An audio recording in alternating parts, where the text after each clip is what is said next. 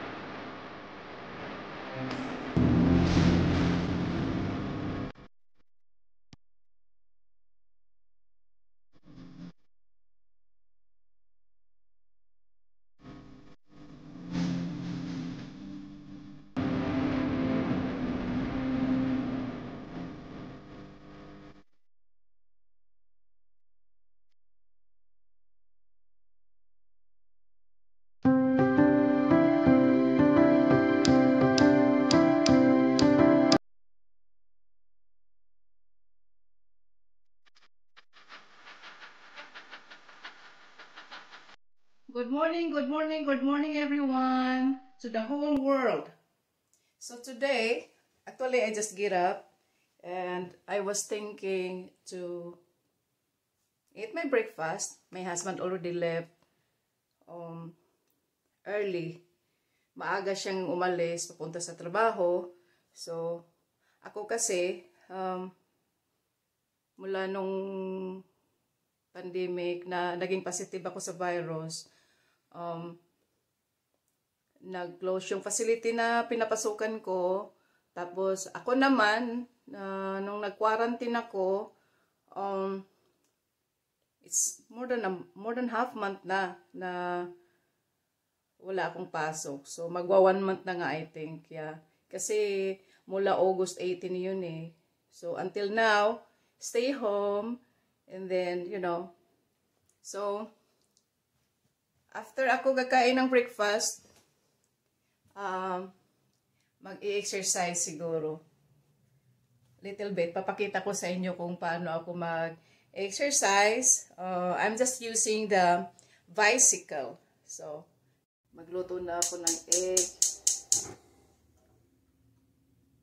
para sa almusal ko. Simple lang ako guys. Minsan nga tinapay lang kinakain ko eh. Yan, olive oil nilagay ko.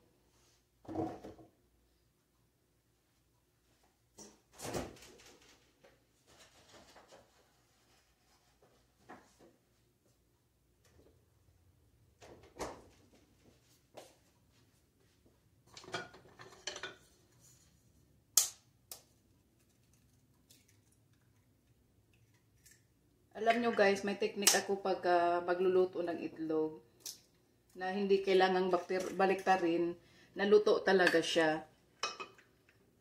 Tapos yan, painitin nyo muna yung kawali, din lagyan nyo ng itlog. Tapos ako naman, simple lang, lagyan ko lang siya ng garlic salt. Yan lang ang ko, kunti lang.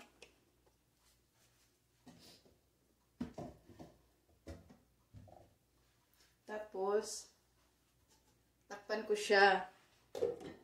Then, antayin na lang natin na maluto siya ng dahan-dahan. Yung hindi siya bigla para hindi siya masunog.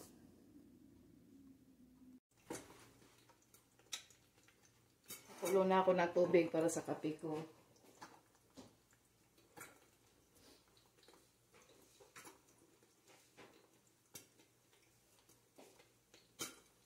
Ito na naman. Kung natatandaan nyo sa mga vlog ko, ito yung ginagawa ng asawa ko palagi. Yung sa loob ng KFC na to, yung nandyan yung kape, sugar, then yung creamier. Actually, idea lang din niya to. Gusto lang niya akong alagaan.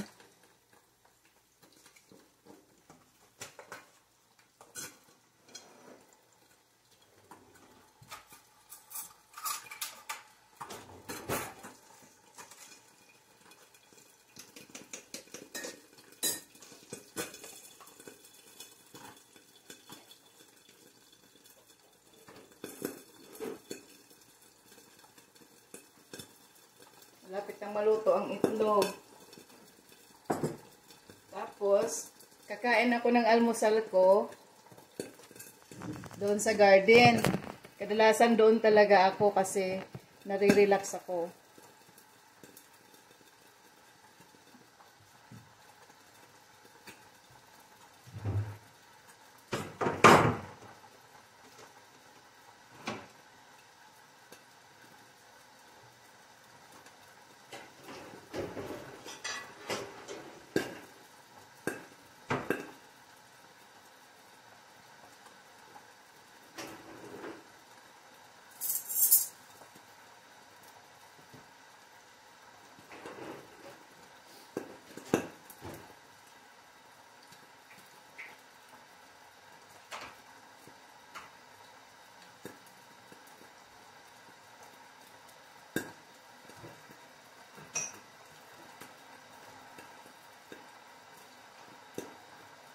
Ito naman yung mga vitamins ko. Nire-ready ko yan siya lagi. Habang kumakain ako. Pagkatapos kong kumakain, saka ko siya inumin.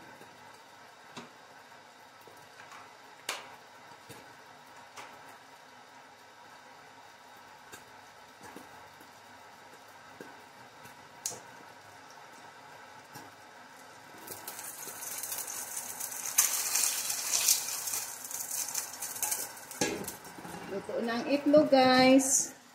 Pwede na akong kumain. Tapos,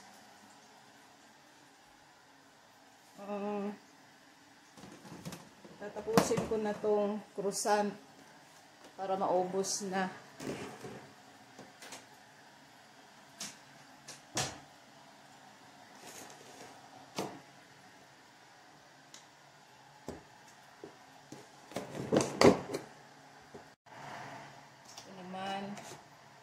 Lagay na natin itong croissant.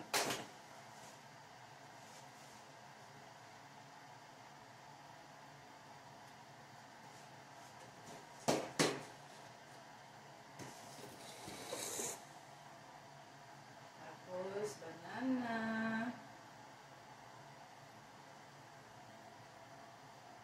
Huwag kalimutan si banana. Kasi, lalo na sa mga babae, maganda talaga ang banana sa katawan. Potassium.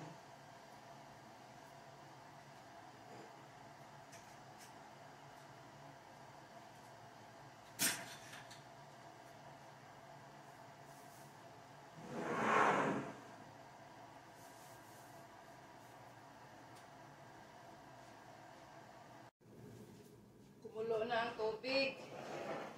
Lagyan na natin ng tubig ang kape.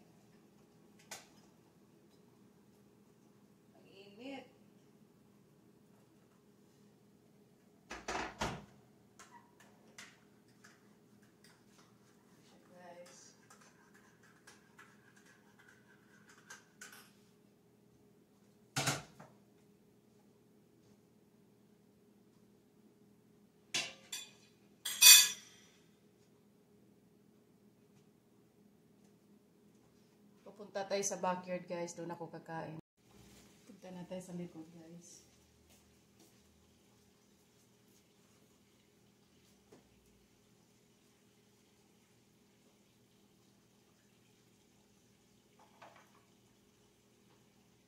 Guys, naka-ready na yung food ko. Dito talaga ang teritoryo ko pag may kakain ako ng almusal. Yan. Yan. Kikita nyo ba yan, guys? Actually, pwede akong kumain dito eh. Dito oh. Kaso medyo mainit na dyan kasi pwede kong dalhin yung lamesa dito.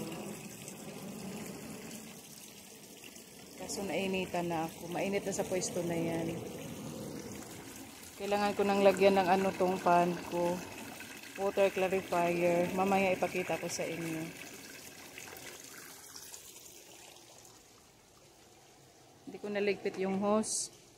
Nagdilig ako kagabi. Kadalasan kasi sa gabi ako nagdidilig.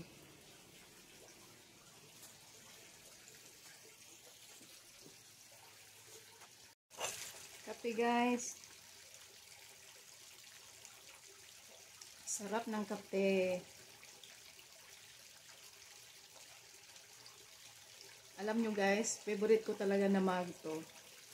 It has a Bible verse in it. Alam nyo ba guys, nabili ko to. Sa LA pa ako noon. Sa Ross. Doon ko siya nabili. So, I like it. It has a Bible verse in it. And it reminds me how God loved me and us. Diba? View natin habang kumakain ako ng almusal. Diba? Masarap sa pakiramdam na parang feeling na sa hotel ba? Na ano, kahit maliit lang na backyard, at least I make it. Actually, my husband don't even expect that we can have beautiful backyard and pond. You know, he's a single guy and he don't really think about that. So now that he has a wife, so this is it.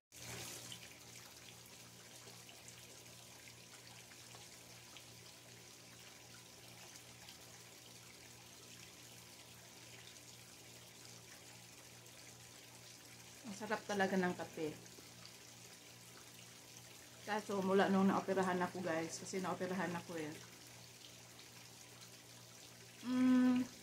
Last year.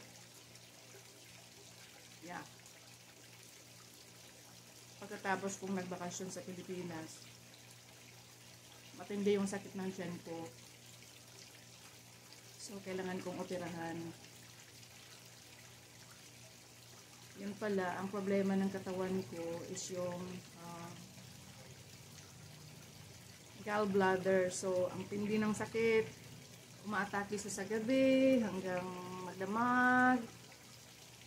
So, sa araw, wala akong nararamdaman. Pero sa gabi, dyan siya aatake hanggang magdamag. Di ako makatulog. So, nung bumalik ako dito, galing Pilipinas, yun na, nag-aalala na yung asawa ko. Kaya dinala niya ako sa urgent care. So, yun. Desisyon namin, operahin ako. Hindi na kasi ang sakit ng tiyan ko, guys.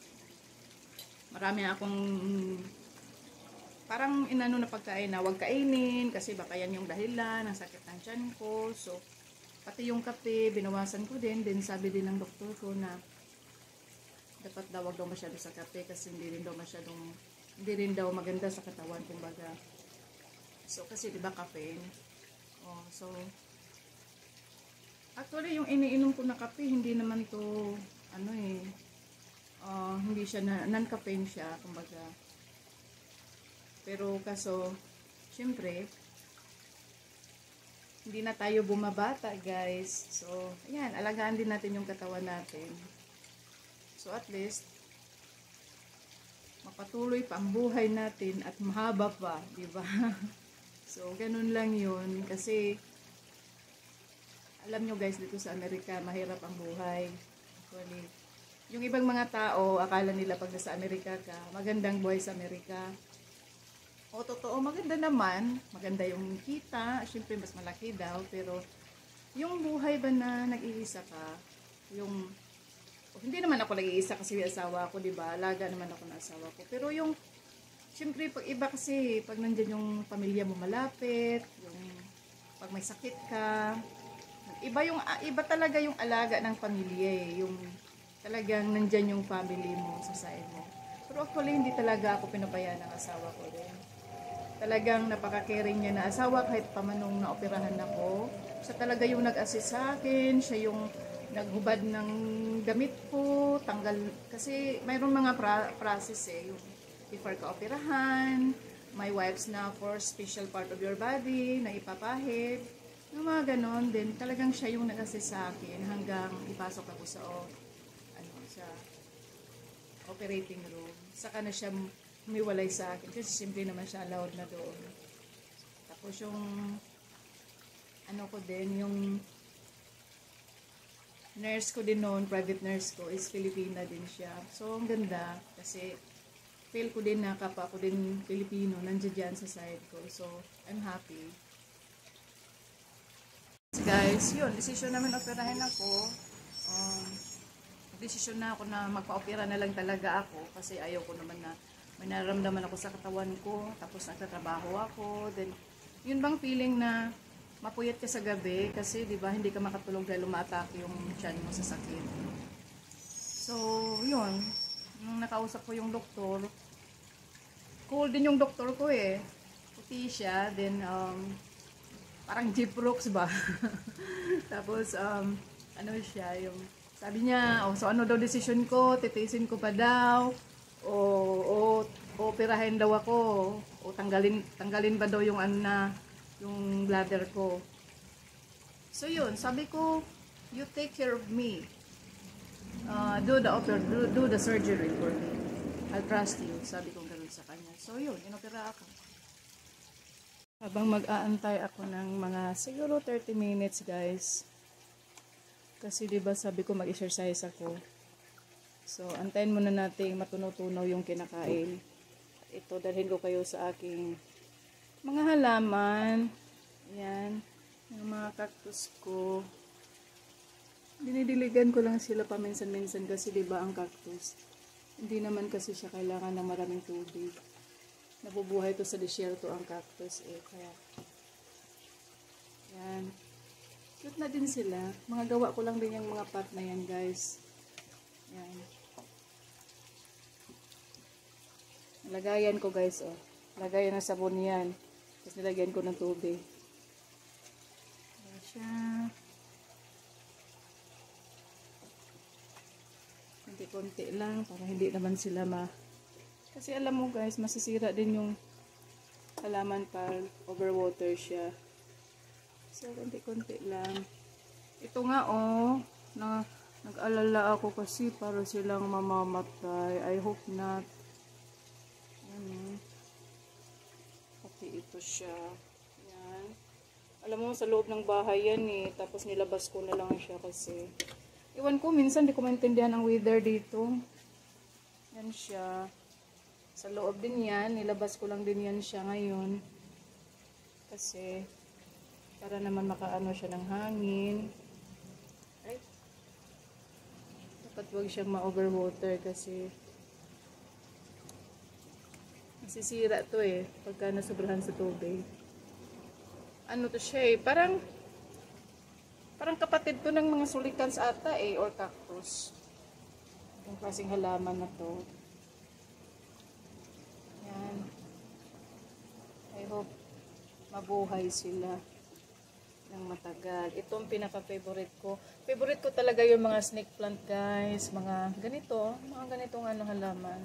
Tsaka maganda rin sila sa ano, health. Yan. Sila. Tapos, ayan, bagong halaman ko to. Pinutol ko lang yan siya. Tapos, tinuso ko dyan. Ayan. Parang nabubuhay na.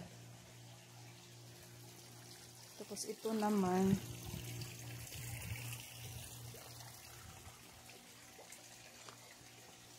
Ito naman siya, guys. Alam nyo ba?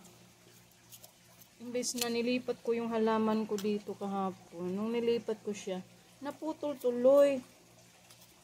Ito, pero may gamot yan siya sa loob. I hope, itong part na to, may tumubo dyan na mga bagong, ano, sanga or whatever.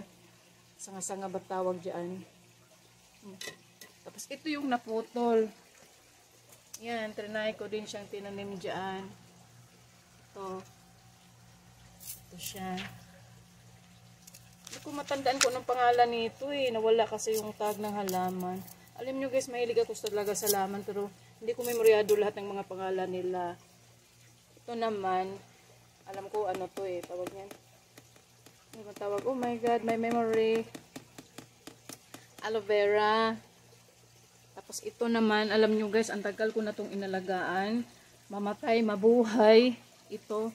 Palm ang tawag niyan dito eh. Pero alam mo ang mahal nito pag bibilhin sa tindahan. Nung binili ko to parang $20 ata eh. Pero parang, alam mo ilang taon na to? I think mga 2 years old na to siya. Tapos, nung umuwi ako ng Pilipinas, ano siya, parang na-dehydrate siya kasi siyempre busy rin yung asawa ko, di siya masyadong naalagaan. So, yan.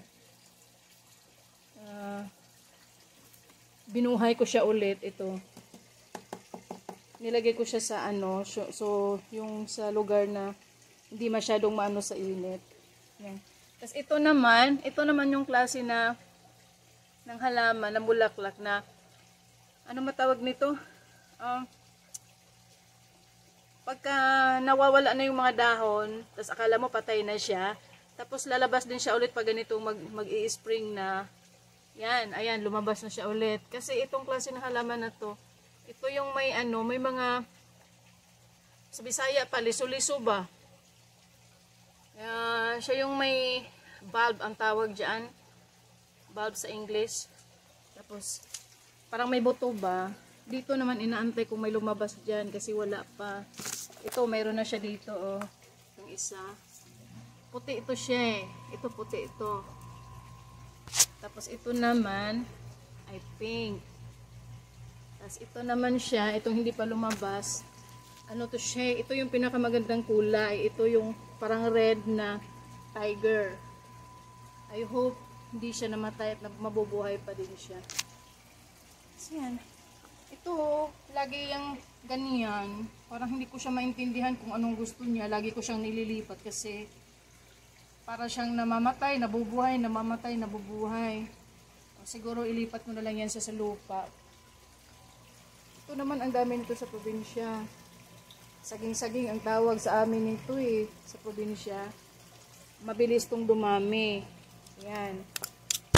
Tapos kaya kahapon ang ginawa ko, ito nilipat ko dito. Nagkuha ako ng isa. Tapos nilagay ko siya dito. Ayan. Alam nyo ba guys, lagayan to ng ice cream. Tapos pag nabubuhay na yan siya, eventually, ililipat ko din yan siya sa maayos na pot. Kasi, one of these vlogs naman guys, makikita nyo din yung gagawa ako ng flower pot. So, yan, tulad nito, itong halaman na to, hindi ko matanda ng pangalan nito, pero ito naman siya, ang nakikita ko, ano siya sa disyerto eh, from Saudi daw, Arabiana. So, mabubuhay siya kahit sa disyerto. Kaya hindi ko siya masyadong, may dalawang klase at ito siya eh, mayroon siyang dwarf. Pero itong nabili ko parang hindi siya dwarf.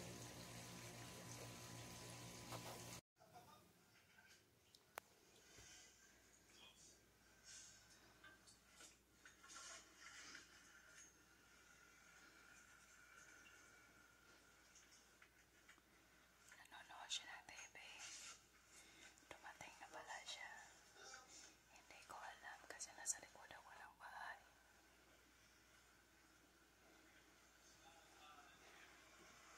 Hi, babe. Hello. You're home? Yeah. I don't know that you're home. Okay.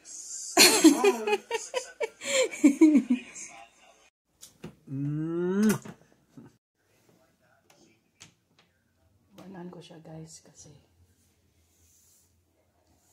lagi akong ganyan, binibigyan ko siya ng privacy.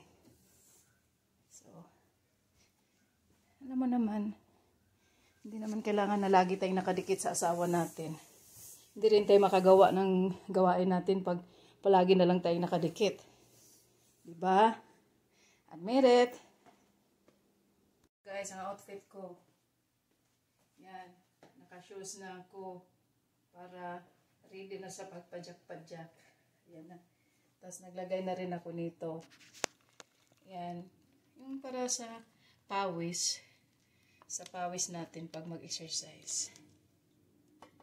Exercise na tayo guys.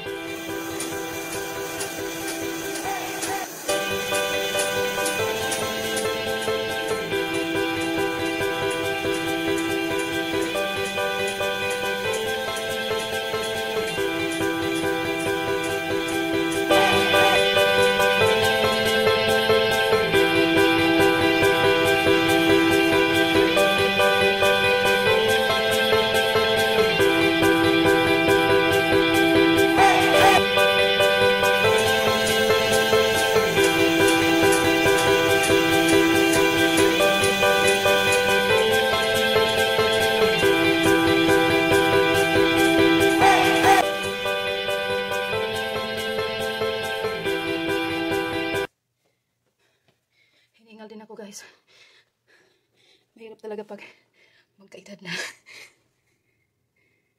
Kita nyo yung pawis ko guys. Grabe oh. Hinihingal talaga ako.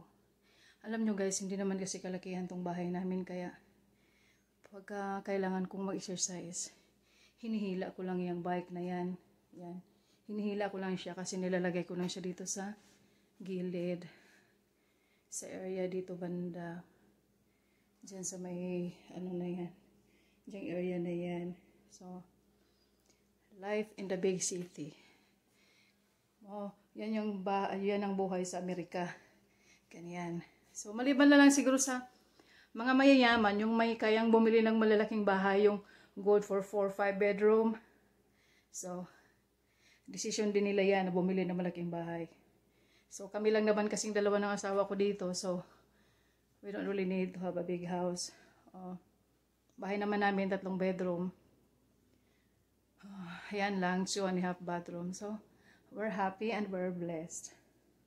Pakita ko sa inyo guys, sa labas ng bahay namin. Ito yung ano namin, porch. Yan. Meron din kaming upuan dito sa labas. Ang init, my God. Grabing init talaga dito sa Nevada guys. Medyo hindi na nga masyado may dumaan oh. Tapos, anong araw ba ngayon? Monday, so it's garbage day. Kaya ang mga basurano sa labas ng kapitbahay namin. So, minsan naman dito ako umuupo guys. Dito sa lugar na to. Yan. Yan. Meron din kaming bench. Ito naman. Mga totoo yung sa sobrang init kasi guys. Ayan siya. Para siyang hindi yata maklaro sa init eh. Ayan, meron din ako ditong aloe vera. Yan, kailangan ko itong putulin. Yan. Yan. Dalawa kasi yung ganito ko guys eh. Diba, meron din dun sa likod. Yan. Pero actually, kailangan ko pa itong, I'm not sure kung palitan ko sila ng pot or pinturahan ko na lang. Titingnan ko na lang kung anong magagawa ko. Yan. Marami akong jade plant. Sabi nila, pampaswerte daw yung jade plant. Ayan. Yung iba dyan, binawasan ko na yan at tinadin ko dun sa mga maliliit na pot. Tulad nito, yan. Yan siya, oh. Yan, mga, dyan yan galing sa mga nililipat-lipat ko na lang. Ginugupit ko. Actually, nung nasa Pilipinas ako, mabilis akong buhayan ng halaman eh. Pero, dito kasi, sa weather, ang hirap eh. Yun na muna guys. That's all for today. And don't forget to hit like, subscribe, and the notification bell para naman ma-update ko po kayo pag may bago po akong videos. Salamat po sa lahat, sa mga suporta nyo guys.